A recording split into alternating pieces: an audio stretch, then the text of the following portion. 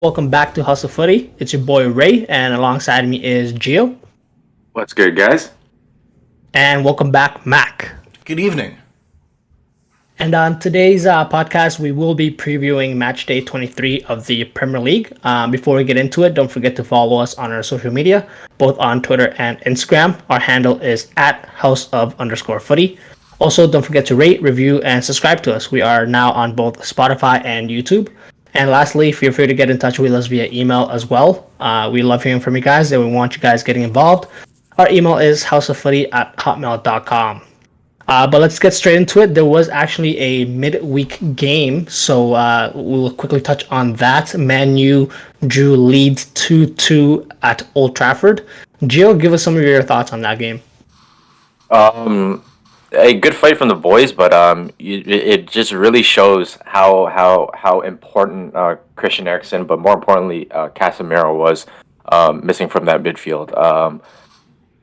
Look, I think everybody who watched the game can agree that Garnacho didn't particularly have a great performance, and especially Fred who didn't have a performance. Yes, he did fight to win the ball back when he did lose the ball, but the chances you're giving away, if you're giving those chances away to say a much stronger side as opposed to Leeds, those are easily goals in the back of the net. And so, with that being said, there's definitely a dip in level in the midfield. So you saw that. Obviously, Sabitzer had to sit back a little because of Fred's poor passing performance. But all in all, you know, I still believe in Ten Hag. There's no real worries here.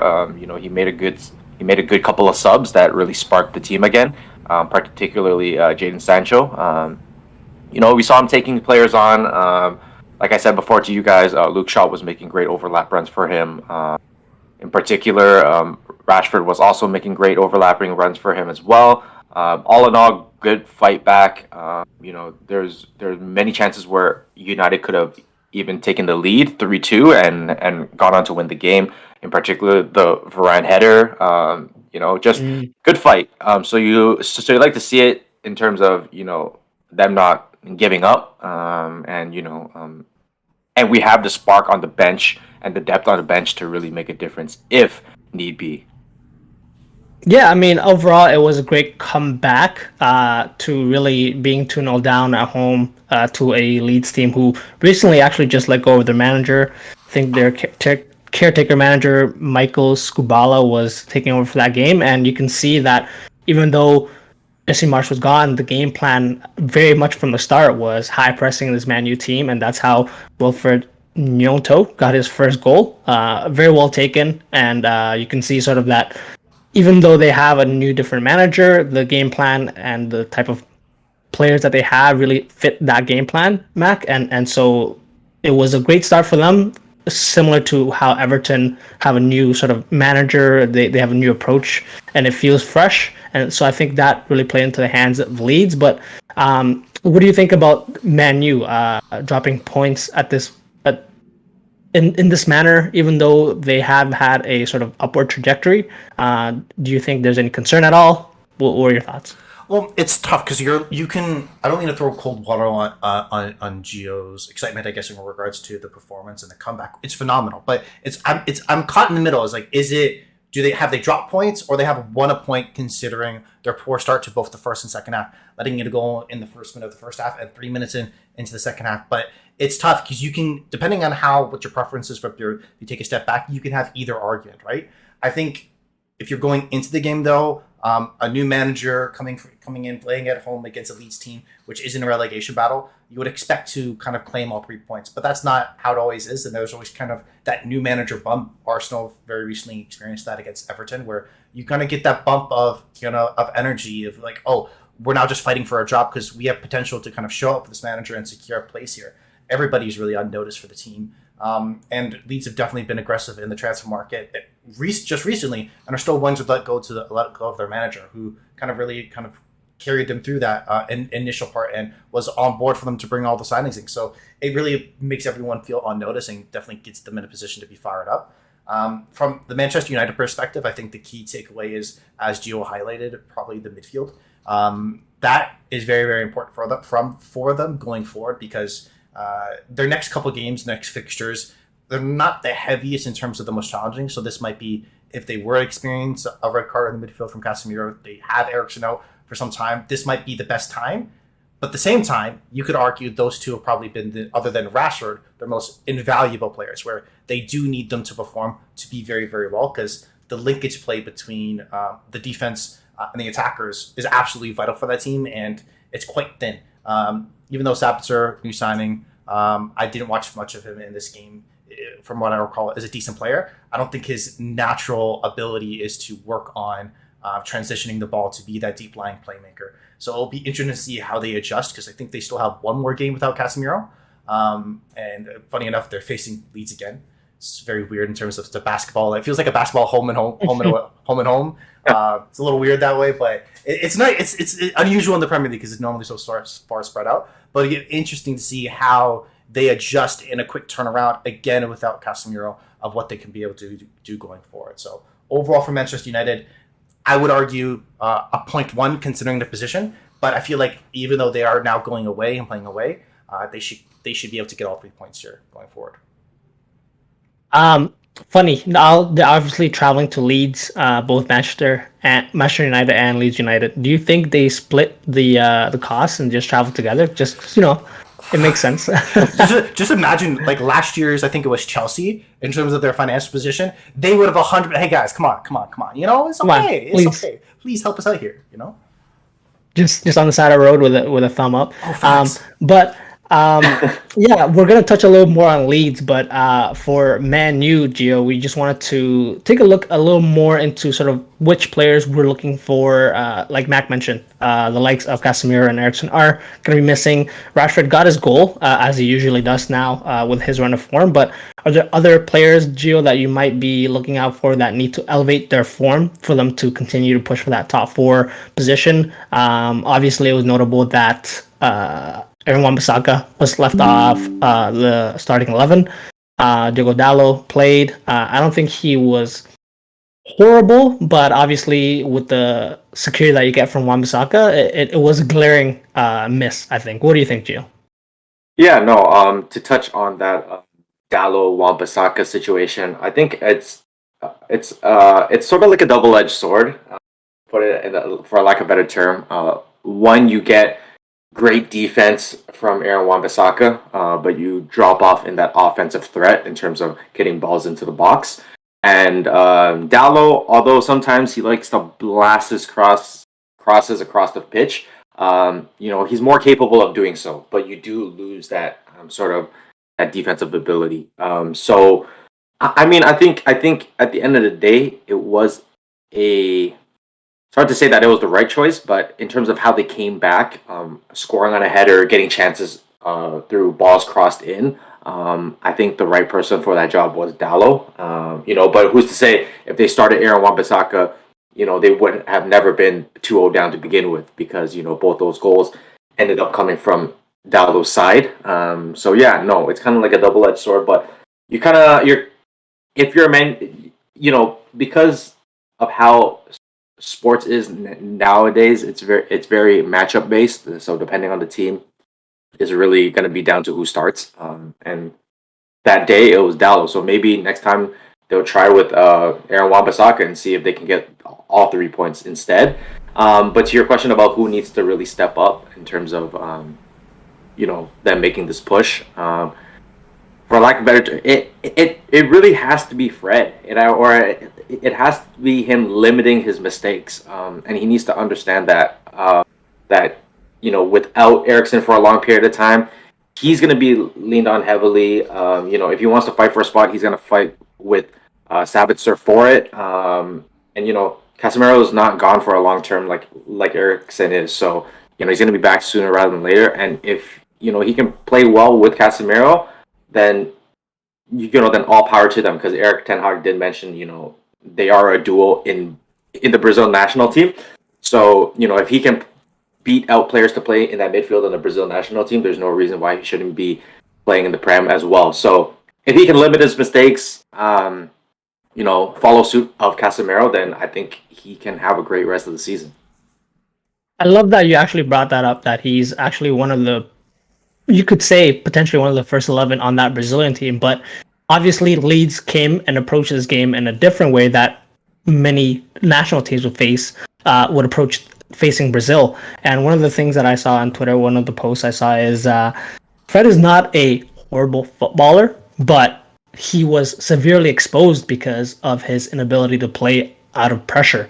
And so obviously if you have, I think more so for Fred, if he's more so built for a team that's keeping possession, and maybe he's there to sort of transition balls from maybe side to side, from defense to offense. But if there's pressure on him, that seems to be sort of his weakness. But for you, Mac, what do you think is the sort of best approach to help that midfield, or do you think there should be a change in maybe even system for Man U, or what do you think they should look to approach? So I look at it a little bit differently because for Fred, you kind of know what you're going to get out of him. There's going to be the positives, negatives. There's going to be good parts of his game, really, really bad parts of the game. So I know what to expect from him. But I think a leader on the team that really does have to step up, I would argue, would be Bruno. The reason being is because if the connected tissue between kind of the attackers and the defenders is that midfield, as I was talking about earlier. Casemiro can do that, Fred can't. And if Eriksen's not there, Bruno does have to, I feel like, drop back deeper, be that player, find that link, because going forward right now, you have a solid runner form from Rashford. You don't have to worry about much as Bruno being a goal threat. And if Jadon Sancho is getting on a run of form, maybe he can be able to help on that department as well, where you don't so have to heavily rely on Bruno. The tough part is we've never seen him really do this before. Normally, he's kind of been settled as he's like, for me, kind of Adel Tarat in QPR on crack, where like you're not going to expect anything from defensively from him, only offensive work. In fact, if he's in or around your box, he's probably going to cause a problem for your team. This is an opportunity for him really to be able to step up and kind of be able to make sure that, hey, I can be not just an attacking force, I can be a creative force from a deeper position potentially and help my team build out. That's a player that I think that would want to be able to step up, and I feel like he's in the position to do so. The next run of fixtures for Manchester United until theoretically Eriksen comes back at the end of April, maybe early May, depending, are Leeds, Leicester, Newcastle, Brentford, West Ham, Liverpool, Southampton, Brighton, Everton, Nottingham Forest. So a lot of those teams are in the bottom half of the table, where you could easily see Manchester United dominating the ball a lot, be in possession a lot, where Bruno can drop back deeper, be more creative sense, and maybe allow Fred to be able to take upon space, to be able to run in behind and leave Casemiro to really do that dirty work, right? So that's what I would think that the Manchester United team should more focus on. It'll be interesting to see, because if this run of form in these games, they don't pick up a lot of maximum points, they could be in danger of dropping out of that top 4 position, because there are other teams going to be breathing down their neck. So they're in a position where there isn't much wiggle room. But the fortunate part is, even though they are hamstrung by a key injury, they have decent enough fixtures where if they play well enough, they should still be okay. But I feel like he's the biggest reason if they were to either continues to stay in the top 4 or potentially drop out of it. Okay, so let's quickly move on from this game. Obviously, they're going to face each other again, and so they have probably game plans for each other, and we'll have to see what happens this weekend. We're going to switch things up here, and we're going to actually run a game to end off this part of the podcast. And it might not make sense until the next part of the podcast, but obviously this is a derby weekend coming up. West Ham taking on Chelsea in London, and the Merseyside derby with Liverpool, Everton. And so on that note, that is the theme of our game today. And we're going to play the game over or under. And so again, it's going to be Gio and Mac teaming up. And let's see if you guys can beat me this time. So first category is appearances. Sorry, do you guys want me to go over the rules again? No. Are you guys... No, I'm good. No. I think we're quite familiar. We are very familiar. I hate this game. Great. So over and under, we're going to go with the first category, appearances. This one is going to be focused mainly on West Ham, Chelsea. But just to start off, we have to go with one of my favorite players, Steven Gerrard.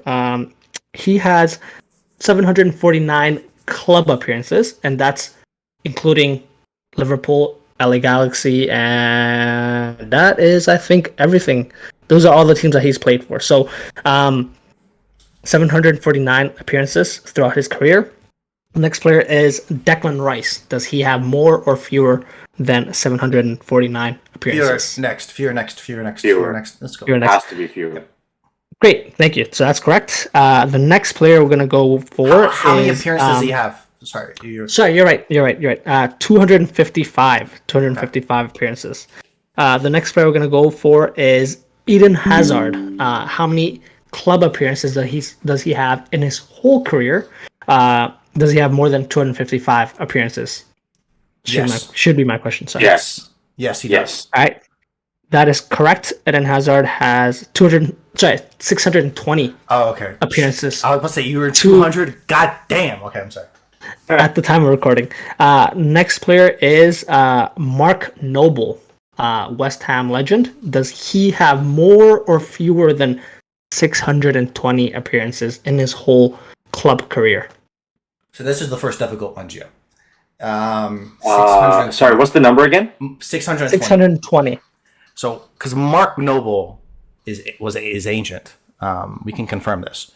That's I a fact. agree. That is a fact. So he's been around for a long time, but he had the benefit of playing in England the whole time. Yeah. Because that's more games you're going to play, because you have the two cups. I'm leaning, but Hazard. To be fair, he hasn't played for like 2 years, right? No. Ever since Real Madrid, he went poor. Yeah, that's Gio's. Yeah, he went ice cold. Yeah. Yeah. Okay. So I'm going to lean over. How do you feel about that, Gio? It hurts me. Not mad at. But that's my 620. Yeah. I'm going to Not mad at that at all. Not mad at that at all. I'm not going to quickly Google it, but I'm just kidding. Gio, what do you think? So we're gonna go with. You decide. Call it. No. You have to call it. You already made the decision. You already made your reasoning. Call it. We're going to go with over. So that is unfortunately incorrect. Oh, Mark Noble only has 568 appearances Okay. to his club career. My bad, Gio. So that's one out to All me. good. But it's okay. Points can be gotten real quickly. The next is going to be again appearances. We're going to go now for the game taking place Liverpool Everton. Steven Gerrard throughout his club career, again 749 appearances. The player we're going to start off with is Seamus Coleman. Does he have more or fewer than 749 appearances throughout his club career? Fewer. Love him though. Okay, that is correct. He has only 482 at the time of recording. The next player we're going to go with is Mikel Arteta. Did he have more or fewer than 482 club appearances throughout his whole career, playing obviously for multiple clubs? I lean over, Gio. That's me. But you decide. You decide. I would have to agree with over. Okay, we'll go with over. I would have to agree with over. That is correct. Mikel Arteta, 530 club appearances throughout his career. Next player is Jordan Henderson. Jordan Henderson, does he have more or fewer than 530 club appearances throughout his whole career? So Ray hates Jordan Henderson, so we can confirm this. Right. So I don't think he would give him the credit of giving him an over. Or is he bluffing us and thinking that's actually he's going to give him the credit? Or is he double bluffing us, thinking that he would think that? And anyway, I could twist myself in a knot here. I think he's absolutely bluffing us. I think it's under, because if Mark Noble only has like 500 and something, and my guy was alive for a bajillion years, like Hendel still has an easy like 200 games for Liverpool left, right, Ray? So I don't feel like he's there yet. So you want to go under? Final answer? Gio? You decide. I muffed up last time. It's on you. I want to go more than... Wait, who is this more than? Mikel Arteta with 530. So think Mark Noble had 560-ish. Mikel Arteta had 530. Mikel Arteta played in Spain, Rangers, Everton, Arsenal. So he had a long career. That's the reason why I was confident with it. But it's just that's my take. No. That's good rationale, which I do not have. So we're going with under. That is incorrect. Jordan Henderson, time of recording, more than 565 appearances for in his club career. So Easily. You know what this Boys? means? You know what this means? hey, Never side with rationale. Just say fuck it. God damn it. Hey, let's quickly then see if you guys can get at least consolation points. The next category is goals. And we're going to obviously start with Steven Gerrard, 191 goals in his club career. Next player we're going to go with is Hakim Ziyech. Does Hakim Ziyech have more or fewer than 191 club goals? Fewer. I think he's played fewer minutes for Chelsea than goals for. Sorry. Fewer. Well, that's correct. He has fewer than 191. He has only 125 at the time of recording. The next player we're going to go with is Darwin Nunez. Does Darwin Nunez have more or fewer than 125 club goals? Are you counting open net misses as well as club goals? Hey, if that's the case, I'm sorry. answer. I wasn't aware. I'm new to this. Do I lean under just for the sake of troll? Because I don't even know what he did before playing in the Portuguese league. I have no idea what his life was. He played. Let's see. I think he played in Uruguay. Yes, he played in Uruguay. Ooh. Either way, I'm siding with fewer. You go fewer? Okay, Gio locked it in. Yeah. He's going fewer. We'll go fewer. That is correct. He has fewer than 125 goals that Ziyech has. Only 78 so far. The next player we're going to go with is Mikel Antonio. He obviously is a West Ham player. Does he have more or fewer than 78 club goals throughout his career? Keeping in mind he has played for multiple clubs throughout his career. I'm quite certain. I'm gonna go fewer as well. Fewer than 78? But he hasn't played striker his entire career. He's only played striker since the beginning, since like midway through his West Ham. He started as a wide back at West Ham. That's the reason why I know if the club's played before, was he playing as a defender? Then he maybe not have 78 goals because he's done well the last like 3 years. Has never hit 20 goals. I don't think he's hit like mid double digits. He's old. Again, good rationale. So we're gonna go against rationale. I see you. You know. So wait, how much did Nunez cost? So you're saying that he cost in terms of $1 million per goal? Like 80? It was more, pretty much $1 million per goal. More than $1 million. More than $1 million per goal. Okay, that's nice. That's pretty impressive. Gio, I understand what you're going with. Let's go against rationale. We're gonna go over. Over is correct. He actually has 115 club goals so far in his career. Impressive. Obviously playing for West Ham, and then he also played for Nottingham Forest, Sheffield Wednesday, Reading, Colchester, Southampton.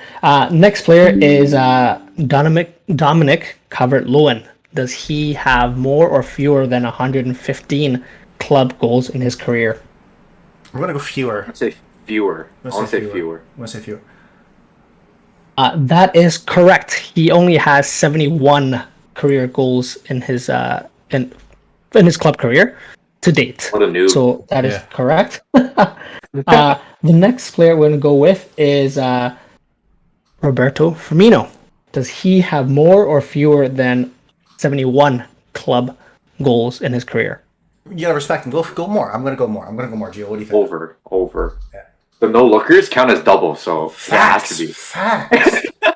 And so that is correct. He has 164 club goals. And last player, I think you guys are gonna get this one. Kai Havertz. Does he have more or fewer than 164 club goals? Fewer. And that is correct. Amazing. Great job, guys. 2-1 is the final score. At least there was a consolation point, and you guys worked together. So we're going to take that, and we're going to end this part in a positive note. We're going to take a quick break, and then we'll be back previewing the derby matchups coming up this weekend. So stay with us. Welcome back to House of Footy, guys. We're going to continue our podcast with our preview for the derby weekend matches. First derby of the weekend we're going to talk about is West Ham taking on Chelsea. West Ham last year won this fixture 3-2, but Chelsea also won the other fixture, which we played at home 2-1 this year. So, Mac, there's West Ham and Chelsea are in spots where they wish they could be higher up the table, and so they're obviously going to be looking to get maximum points from this game. How do you see this game taking place? So it's interesting. It's weird that Chelsea are in 9th and West Ham are in 17th. But I actually feel better about West Ham right now in the position in terms of where they're going and the improvements that they're going to have on the team. It's very, very weird. There's not been such a separation between two teams in the top and bottom end, where I feel much more confident in West Ham putting out a decent performance in this fixture than I do for Chelsea. Because I know Chelsea are going to play well defensively. They don't concede a lot of goals, but they don't score really at all anymore. In 7 games thus far this season, they've only scored 3 goals, winning just 1 game. So their best hope is to tie this game 0-0 or 1-1. And to be honest, I think West Ham have improved recently, and I think more so on an upturn. I understand it's just the last 2 games, but they scored 3 goals in the last 2 games combined, and they had to play against Newcastle, which is the toughest defensive team to play against in the Premier League as of right now. So I feel like they're in a better position where I would feel confident at least to put in a good performance. And I don't have the same confidence in Chelsea. So overall, I am much more worried about Chelsea. Therefore, I think West Ham should be in a position to get something out of this game. The interesting part would be is how, and the battle I think would be is, because I'm just going to write off Chelsea and assume they're not going to score, is how does West Ham create opportunities? Is it solely from set pieces? Is it from on the counter? Because that back line, Thiago Silva, Badiashile, that played in Itsu last game, performed very, very well for Chelsea. And playing either Escamaca, Mikel Antonio, or what was the new signing that West Ham got? The other striker, I think it was, what's his name? Scamacca? Yes. He might be no, injured. Not Scamacca. Didn't they just sign another guy, or am I mistaken? Danny Ings? Yes, Danny Ings. Danny Ings. Yes, my apologies. Yes. Do they play with the two like Antonio, Danny Ings up front together? How do they make changes to be able to create more opportunities against this backline? Because it's going to be stiff there. So overall, like I said, I feel like I'm much more confident in West Ham to at least create some opportunities. But with us being in Canada, this game's at 7:30 in the morning. Not a lot of goals. I wouldn't be offended if people sleep through this game. I'll be completely honest. Because I probably will wake up, watch the first 10 minutes, and realize how bored I am and go back to sleep. But I'll watch the highlights, and I'll be very excited if Chelsea drop points. This game, actually, now that I think about it, it was, I think there was the controversy where, like, in the last minute of the reverse fixture, West Ham had a chance, VAR got involved and disallowed it, and I think Chelsea went on to win it. But obviously things have changed a lot, Gio. And just talking to one of our friends who's a Chelsea fan yesterday, Chris mentioned this game, if Chelsea go on to lose, might pile more pressure on Graham Potter, and it could be one of those last games that he manages. How do you see this game happening, Gio? Look, as you guys know, West Ham is my favorite London team. I mean, it is what it is. Let's go Moyes. Let's go Jared Bowen. Let's go Deck. No, but I think West Ham are very capable again to go out there and compete and to even steal points from this game. They played it very well against Newcastle, who obviously was a very hot team. Obviously, have cooled off a bit since after the World Cup break. But you can't take any credit away from West Ham. Just the improvements they've made from the start of the season. You kind of almost counted them out because of how early they conceded a goal against Newcastle. Again, I don't see Chelsea creating too many chances. Again, still don't know who their best 11 is, so that's going to be interesting how Graham Potter kind of shuffles his cards this time around. But yeah, I think if I were David Moyes, like Max said, I would probably find a way to play Danny Ings. He just knows how to get behind these Premier League defenders. I think just the experience factor of it all. You're playing against Badiashile, who isn't well versed in the Premier League. So I can definitely see Danny Ings kind of taking advantage of him, like in that sense in terms of experience. So I think I think I would try my best to incorporate Danny Ings as early as possible. So West Ham can start off on a strong foot. Okay, it sounds like we both, Mac and Gio, you guys are very much on the side that West Ham should be looking to get all 3 points from this game. Though at the current time of recording, they are still in sort of that relegation battle zone, only a few points above of relegation. So, should there be any worry, Mac? Should sort of their approach to this game might be a little more defensive, trying to concede so that they can have a good platform to build on.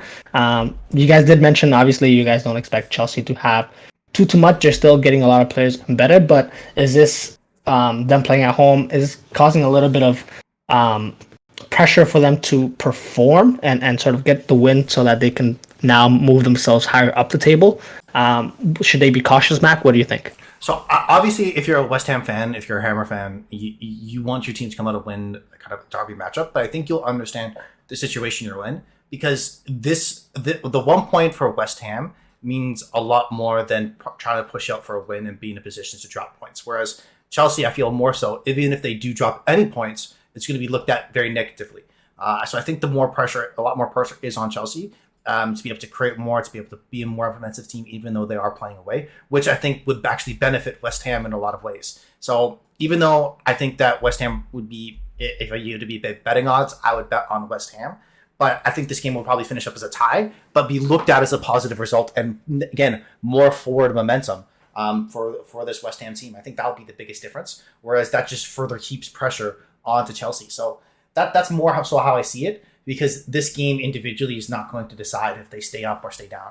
It's going to be their performances against the teams that are around them, and not this Chelsea game. Because in all likelihood, even though really it hasn't happened thus far this season, because Chelsea have been very poor, the teams around them are also going to drop points against Chelsea. So this is not a decider for them. Their goal should be to come in, put in a good performance, keep a clean sheet. If they can bag a goal or two, great. But just don't lose the game, and take your opportunities to try to win it. At least that's how I would structure it if I'm Moyes. Lastly, just before we move on, and we're probably going to touch upon this because the Champions League is coming back. Chelsea will find themselves in a Champions League tie against Borussia Dortmund next week.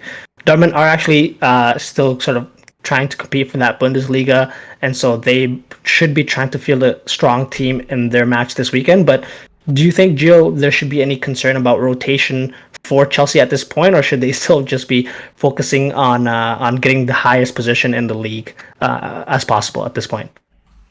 They can't afford to rest players at this point. Absolutely not. If that's even a thought in Graham Potter's mind, yeah, no, he's not the right guy for the job here. If you have to salvage any and every single point that you can at this point. Yes, Champions League matters. It matters a lot even. But look at your resources and use them to your advantage. You have so many attackers. You have so many midfielders at this point. I mean, are they performing up to their standards? No, but you have resources. So use them wisely. Know who you're facing. So that's really going to show, more so Graham Potter's managerial skill here in seeing how he really utilizes his side and his players to their max potential. So yeah, no, I don't think they can afford to rest anyone at this point. Okay, no, Mac. Counter argument to that.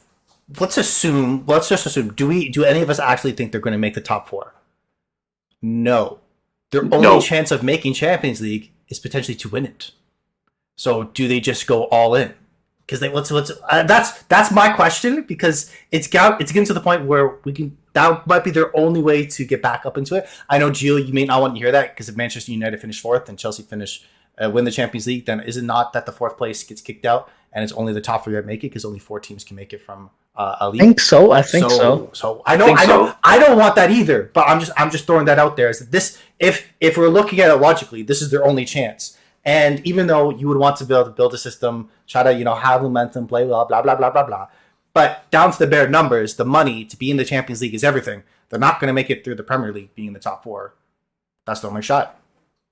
But just to quickly add, if you aren't performing in your domestic league at a level where you think you can compete against the best sides, what makes you think you can compete against the best sides in the world, who obviously don't have this issue. No, like I understand what you're saying, but that's going to be very hard for them to do. Oh, for sure. Obviously.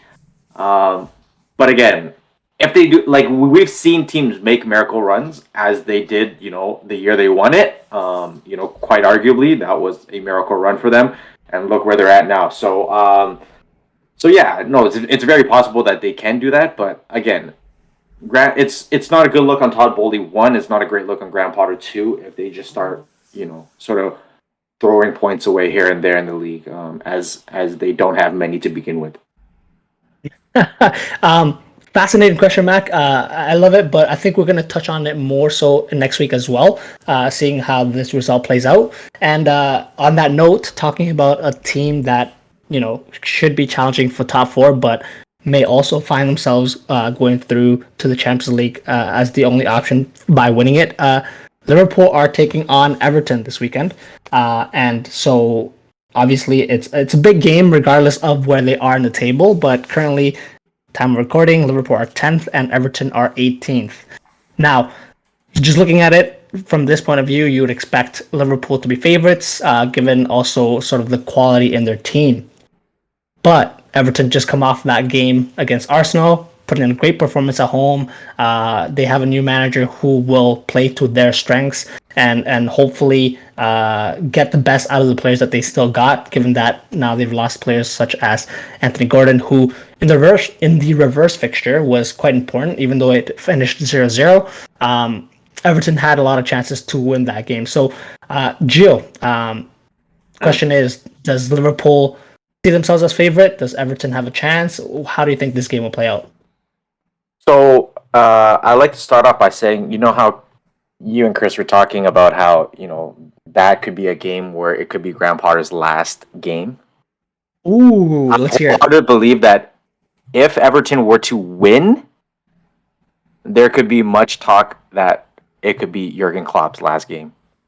It's very possible. They're stuck at 29 points. If they lose a derby game like this to a horrendously struggling, Everton side who has been sort of the league's kind of like laughing stock at this point, in terms of their drop off, being in that top 10 for quite some time, being a very competitive team to this, the whole Frank Lampard saga, thinking, he can really change the club, and obviously not working, losing Anthony Gordon in the fashion that they did. This could very well be Jurgen Klopp's last game if they don't win, and they have to win, I think, for him to come off of that hot seat a little. But a draw and a loss, I think, those talks are going to be hotter than ever, and Liverpool really need this result, and they can't take this game lightly either. Especially that back line who love to, press up a little more. Teams are going to look to exploit that as soon as possible. So, it's going to be interesting. This is probably one of the games I'd want to watch as opposed to West Ham versus Chelsea. Don't see much going on there, but this is definitely a game people should tune into. This game screams mistakes on both ends, Mac. Obviously, it's going to be high intensity. This game finished 0-0, but we expect Liverpool at home. The crowd's going to be behind it. Liverpool are going to be be pushed to try to score. And Everton on the break, with sort of the game plan that Sean Dyche could bring, will cause problems undoubtedly for Liverpool. So, Mac, do you have some sort of similar ideas to what Gio just mentioned? How do you see this game happening? I don't disagree in terms of the pressure on Klopp. I think he has a lot of cachet with the fans and the club, giving his performance, but I don't think it's gone to the point where he said it so much that it's his fault. He's not giving it enough for his team to do well. I understand he's trying to taking pressure off his players, but that's just heaping more pressure on himself. And if it is really your fault, what are you doing wrong? Why do you still have the job if you're doing so many things wrong so frequently, right? So it'll be interesting to see that aspect of it if this does heap pressure. Obviously, I fully anticipate Liverpool to be able to win this game. It's a Merseyside derby at home for them. They've only lost one of the last 22 matchups in this fixture in the league. So that's pretty much a shoo-in for at least a draw. And in most cases, Liverpool have gone on to win the game. And this could potentially be a platform for them to hopefully turn things around. because they haven't scored a goal in the last 3 Premier League games, which I think Correct. it took them from the prior to those 3 games, they've owned that number of games without scoring a goal. In their last 65 games, there was only 3 games that they didn't score a goal. So they're on a very, very dry spell right now, and potentially this can be that platform. The question will be, will it? Because that Sean Dyche factor, given how well they played against Arsenal defensively, they were outstanding in that manner. Arsenal really didn't have any clear-cut chances. They had a couple of half chances that they didn't have the ability to take away. And thus far for this season for Liverpool, I would argue that all their players in every single one of their half chances haven't been consistent enough to be able to put them away. So that I think will be the major factor in those key moments. That right balance, does it go well for Salah? Does it go well for Nunez? Does it go well for any other player? So I think that's the most important factor. Liverpool need to get on the score sheet early in the first half. That'll settle everyone else down and get the ball rolling, because once they get those fans behind them in this type of matchup, there's no way that Everton have a shot coming back, in my opinion. So even though I feel like I agree with Gio to a certain extent, I feel like this is so much of an easier fixture for them to be able to build out from. But I do agree to quite a lot of extent. So, as a Liverpool fan, I'm going to have to be completely biased here. Everton are going to win this game. Just because, hey man, look, Sean Dyche's Burnley teams at Liverpool have always been a problem. What we saw from Everton in the weekend with the way they sort of clogged up that midfield against you would argue, one of the best midfields in the league this season. They did a great job. Now you're going to be facing a team with absolutely no midfield, and so that's going to be definitely a area of the field that's going to be much in contention, and I feel that Everton will likely win this battle. It really does come down to who takes their chances better, and with Liverpool misfiring in the last 3 games, I think it's going to be very, very difficult, and as the pressure goes on with no goals and chances being missed, Everton could snip in and get a goal here and there. Sean Dyche is definitely going to get his guys fired up for the game, coming off of that win, and really harp on that sort of feel-good factor and get these guys rallying together for this game. And so I'm very worried as a Liverpool fan. Mac, I appreciate your kind words, but it's going to be a struggle. And I guess something that we're going to be keeping an eye on is, for me at the very least, positive news is Van Dijk, Arthur, Jota, and Firmino have been pictured to be back in training. I doubt they will feature though, as it is quite early since they come back from injury. I think they'll be keeping an eye on that Champions League fixture against Real Madrid coming up. But Gio, I guess for you, before we wrap up this part of the podcast, give us your prediction for this game. Prediction is going to be 2-1 Everton. Ooh. You're both smoking it. You're both wild. Okay. Again, Everton have won this game once of the last 22 times. Once. Is this the second? I doubt it. There is no basis of numbers of the historical of this importance. I understand Ray, pessimist, worry about his club. He's going to have the negative approach. Gio, the anti-Liverpool person, is going to be like, nah, fuck them. Let's be rational here, boys. Liverpool will win this game. Okay? Hey, rationale did not win the game over and under. Exactly. This is true. Right? Also, that might be the best argument. In how many years have we seen Liverpool have 29 points at this far in the season? So, this is a different side. Completely different side. But I see what you're coming from. 22 games is 11 years, fam. No. Yeah, no. I hear that. That's 22 years. Sorry, my apologies. 22 years, right? Because there's only do this matchup once a year. So no. There's no shot. I'm sorry.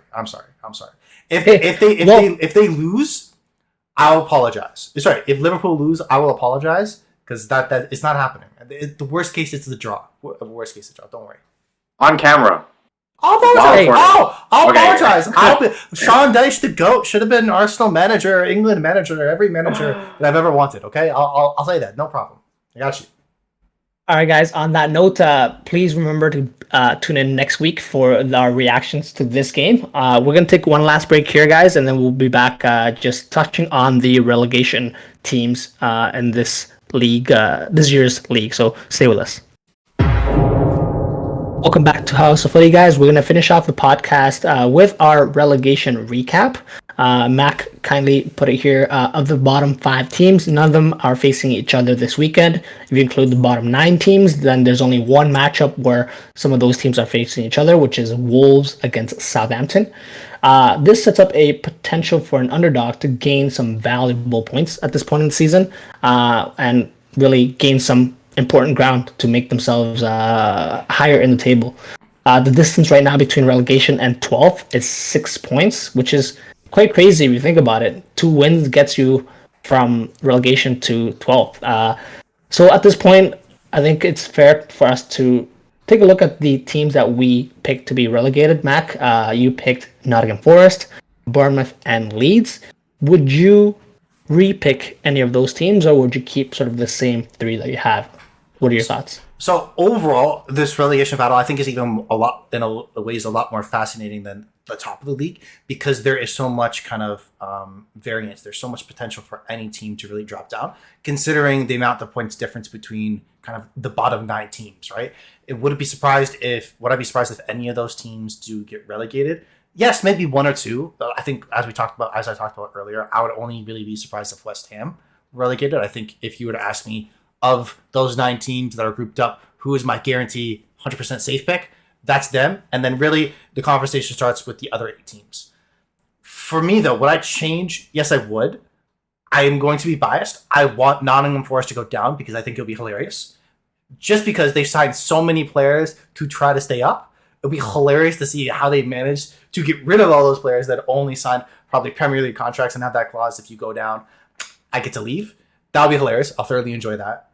And Bournemouth, I think, for sure. So the obvious one for me is I'm going to take out Leeds and obviously Southampton. Southampton will go down alongside Nottingham Forest and Bournemouth. That would be my ideal bottom 3. That does see Everton climb out of the relegation zone, which is fun. I know both of you may not like that as much, and both of you would probably double down on Everton going down or wanting them to go down in some ways. But I like them in the league. Maybe they hire another trashy manager after Dyche leaves and, go back into madness. So it could be fun. It could be fun. The only thing that's stopping me from 100% being in support of Everton staying up, in my opinion, though, is Dyche. I'm bored, even though it's not at Burnley. It's just he's wearing a different color jersey. It's the same type of play style. It's not a lot of fun to watch. That's probably the only thing that's not putting me 100% in favor of cheering for Everton. Amazing. I think, Everton, even as a Liverpool fan, I wouldn't want to see them get relegated. You would think otherwise, but hey, Everton had been a great team over the years, watching them and seeing them, being on the receiving end for Liverpool matches. It's been nice. But again, with the quality of players that they have, I fully expect them to stay up, similar to West Ham. It's interesting for me. I have Nottingham Forest, Bournemouth, and Southampton as the 3 teams getting relegated. I would want to switch a team out from here, and actually, it's the team that I thought would be the dark horse team, Leeds United. I would actually switch Nottingham Forest out for. They just got a new manager. I don't understand why they sacked their manager just in March after the transfer window. If he was part of the recruiting team to bring in some of their January transfers, I don't really see them continuing the sort of play style that they've had with the intensity that they've really played with ever since they've come back to the Premier League. And as things change, it's not just that they are in a bad spot. Teams around them that we expect to be potentially in the relegation zone. Wolves, new manager, playing really good football. Leicester, new players coming in. Brendan Rodgers has now got them out of the relegation zone. Everton, West Ham, just talked about them. Nottingham Forest, I think they'll just have enough to continue their form and just get those results. And so going to have to be Leeds for me that I would change because I think Bournemouth and Southampton pretty much shooing to get relegated unless they prove me wrong, but Leeds would be the team that I'll be looking out for. What about you, Gio? What do you think? I actually would change one on mine, and that is actually the opposite of yours. I'd actually pull Leeds out of the relegation zone. And I will put, obviously, who is probably a shoe-in at this point, Southampton, to not escape relegation zone. Yeah, no, I think all in all, as a whole, Leeds didn't look bad. Especially when they played against Man U when I was watching the game. They didn't look bad. I think they just need a little bit more guidance. But with the new signings, with Weston McKennie in the midfield, I think they actually look decent. I think he looked quite good, actually, to be fair. Coming into a new league, but also bringing in that physicality. He wasn't backing down from any of his challenges, any other scrappy situations. He was stuck in it. So I think he can really, change things a little for Leeds for this latter half of the season. But yeah, I would actually pull Leeds out. They're not in right now, but again, there's such a fine margin right now for that relegation zone that it could it can change in a game span. So I would pull them out. I would put Southampton, who's already, a lot of people are shooing them in as a relegation team, and I'd stick with Bournemouth and Everton. Yeah. I guess just wanted to make my point in terms of Leeds. I think they're not a bad team. It's just the teams around them, I think, have improved, and the quality overall. The likes of Aston Villa and Wolves being able to pull great European managers. It's just the fact that they are in a spot of a lot of turnover that gives me a little bit more, doubt for that team. But Matt, you had a thought? Yes. So I wanted to ask the both of you in regards to this, because I think we are close in terms of, okay, we all agree Southampton, Bournemouth, gone. Nice knowing you. See you later. I think we're all on the same page there, right? It's really about that next tier of teams, and we've gone between Leeds, we've gone between Everton, potentially in that bottom. I think we can safe to say those are probably the next likely to go down. But I wanted to ask this question. Outside of that, we have Leicester, Wolves, and Nottingham Forest. I'm just a hater, I'll be honest, with the Nottingham Forest thing. But if you were to rank would you be most surprised by going down to least surprised by going? Let's do it the other way. So in terms of who if you pick from that lot, if they were to go down, you would actually be kind of completely shocked, right? And then go in descending order. Because I would pick West Ham. I would be absolutely shocked if they go down. Then Wolves, then Leicester, and then Nottingham Forest. But for me, the key question is that top three. Nottingham Forest, again, I'm a hater, I'll be honest. It would be hilarious. Keylor Navas in the championship. But let's say Leicester or Wolves, is there a situation where they do drop down even further? Or do you feel like West Ham are in a chance at all to be able to go down? What are your thoughts there? Because I think we agree on the bottom four, but as Gio said, it's so close, anything could still happen, right? That's right. I'm not certain. Does West Ham have European games this season? Because that could play a part.